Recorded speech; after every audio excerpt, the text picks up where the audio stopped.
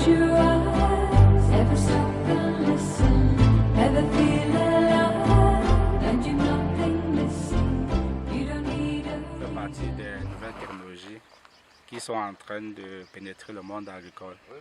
Et les traitements que nous effectuons avec le drone permettent à plusieurs exploitants d'augmenter leur superficie et résoudre l'épineux problème de traitement phytosanitaire que nous observons sur le terrain.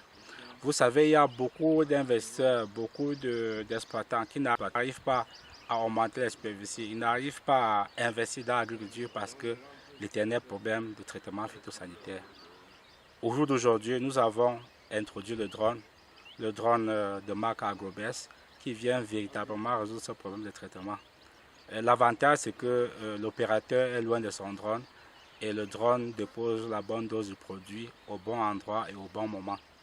Et les statistiques que nous avons montrent que nous avons des réductions en termes de dépenses qui vont dans les 15% et les augmentations des rendements qui tournent autour de 13%.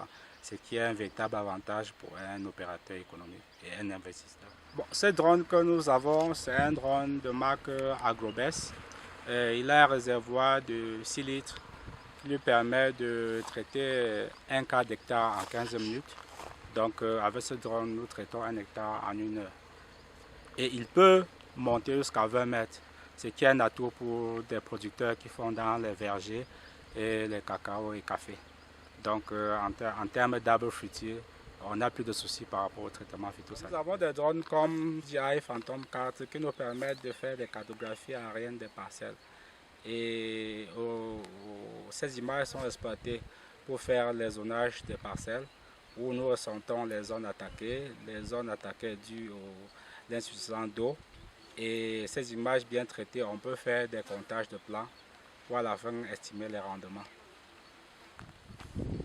Agrobest est un partenaire. Et notre difficulté actuelle réside au niveau de la disponibilité de la structure Agrobest parce que vu la saturation à leur niveau, on ne sait pas s'ils seront tout le temps disponibles pour pouvoir nous satisfaire.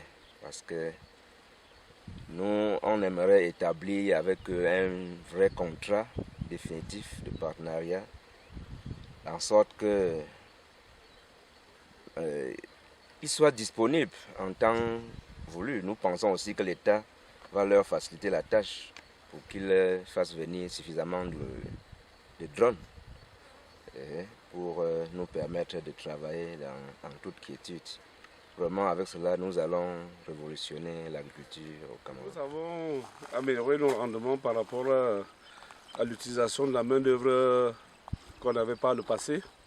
Cette fois-ci, avec le drone, nous pensons que nous avons bien amélioré le travail, la qualité d'abord du travail, les rendements. Avec cette agriculture de deuxième génération, je pense que c'est très bienvenu pour l'Afrique en général et pour le Cameroun en particulier.